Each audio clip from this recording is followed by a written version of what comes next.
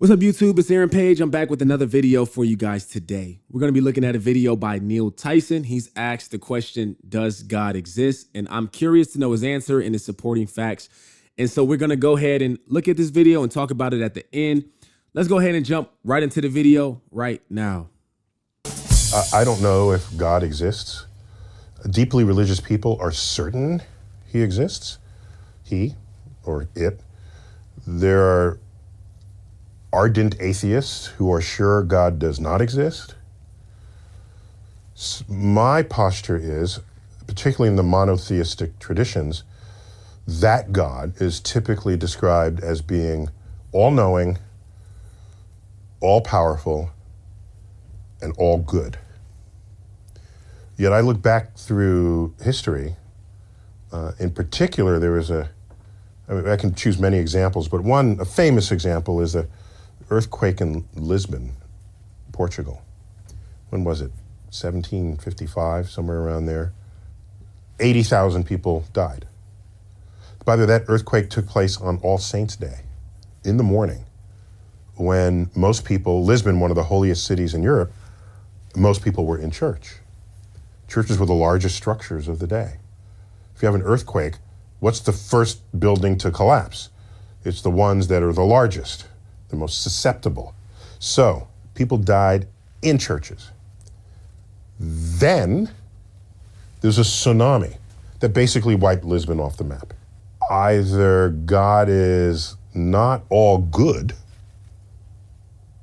if we define good as being in the interest of your health and longevity, that's a pretty simple definition of something that's good for you, or God is not all powerful. But it's not clear whether God could be both of those at the same time for that event. So. Okay. So he's saying that he doesn't believe that God exists because God should have stopped the hurricane. Was it a hurricane he said?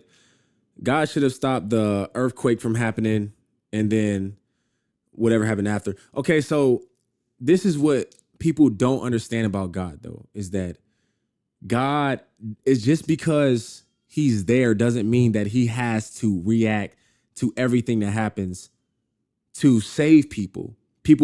I've heard it so many times. I've even said it in my life, in my past, is that why couldn't God stop this from happening?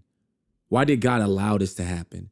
And the answer that we have to be able to accept is the fact that we live in a fallen world. And so bad things happen to good and bad people all the time, everywhere. Things happen to people all the time. That doesn't mean that God's not there. That doesn't mean that God is not good. It's just that we live in a fallen world, right? Things happen. We weren't supposed to be in this predicament. We were supposed to be in a perfect world, but we chose to listen to Satan over God. A good example of that is Job. Job was a righteous and just man, but he was tried by Satan, and God allowed that to happen so that Job could go through those things and get a better understanding of who God was. And God is not your lottery ticket. Just not when you do good things happen. That's not who God is. And that is what people want God to be. They want God to be like, okay, since you've done good, you will always have good happen to you. They want it to happen like that, but that's just not the case. So I take issue with what many people say God is. But there are other kinds of ways to think about God. There are enlightened religious people who would say God is the manifestation of the laws of physics in the universe. I don't have a problem with that. But is God the person who tells you who you should mate with and on what day you should eat what kind of food and is that your God? That's different from this other one that maybe just sort of put the universe into place. So I don't really concern myself much with it unless someone finds a way that any understanding of God can give me insight into making another discovery. That hasn't happened yet. There are many people who will see things happen to them that are in their favor. They say, oh, someone's looking over me. So that's a fascinating phenomenon when that happens. And when you analyze those situations, what you find is is that we as humans simply have a profound inability to understand statistics and probability. It's really that simple. And it's a quick experiment. Line up 1,000 people and give them a coin and have them flip the coin. And if whoever gets tails, tell them to sit down. So it's about half. So 500 people left. You repeat it, 250 people left. 125, 60, 30, 15, 8, 4, 2, 1. It's a thought experiment. So approximately half the people sat down every time they flipped the coin. Half of them get heads, half get tails. There's one person that's standing at the end. That person flipped heads 10 consecutive times. So who does the press go to? The press goes to that person and say, how do you feel about this? Well, I felt that heads energy about halfway through, and I kind of knew I was going to win. I saw heads on the thing. And did they interview anybody else who might have felt exactly the same way but didn't flip heads 10 times in a row? Because they're on their way home now. They're not there for the interview. So we're thinking that this guy had some kind of clairvoyance about his fate, or that he prayed or whatever. And so, whereas every time you do this experiment, basically, somebody flips heads 10 times in a row. And so we don't know how to handle coincidences or things that are rare for you, even if they're common in total. So, yeah, no, whatever God is not luck. So, man, he's crazy. So he's talking about like the law of averages, how things tend to average out and you might hit lucky, right? But he's saying that everyone eventually will hit lucky. Like, you're not the only person. Like, you might think that it's something rare is happening to you, but that rare thing is happening to more people. You just haven't seen them or heard of them. Whatever, man. That is not who God is. That doesn't disprove God at all, because if you can ask many Christians, things have happened in our lives that we cannot have explained, and the only way of proving it, the only way of understanding what it was is God. And then furthermore, God is playing, and that's why I'm so thankful that like God has did his work, because he's placed prophets on our earth that can tell you about your future. They can tell you about your past. They can tell you about warnings, different things, and they come to pass.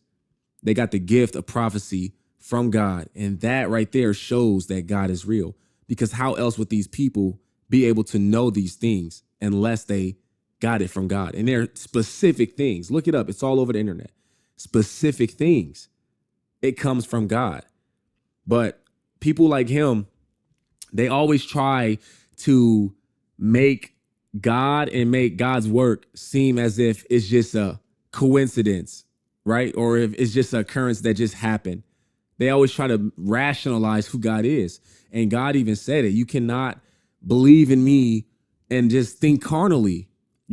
Our carnal minds cannot understand who God is. It actually goes against God.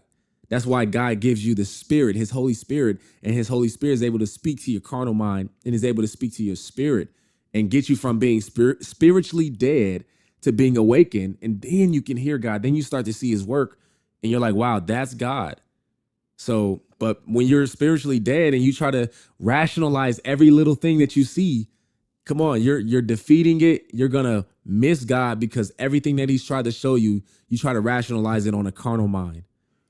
It's so many times where people just, instead of believing in God and having faith, that's the whole point. That's the whole thing that we're doing right now, is that we have faith because we've never seen God, right?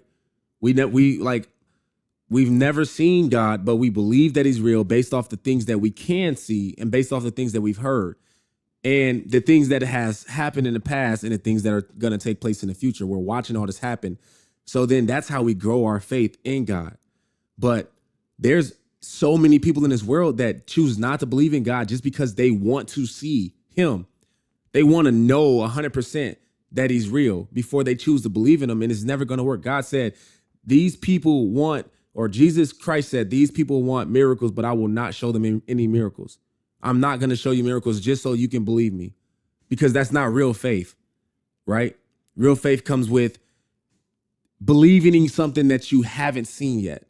I appreciate you guys watching this video. Let me know what you think about it. Go ahead and leave a like if you enjoyed it. If you are new to this channel, I encourage you to subscribe and hit that notification bell so you do not miss another video. My name is Aaron Page, and I'm out.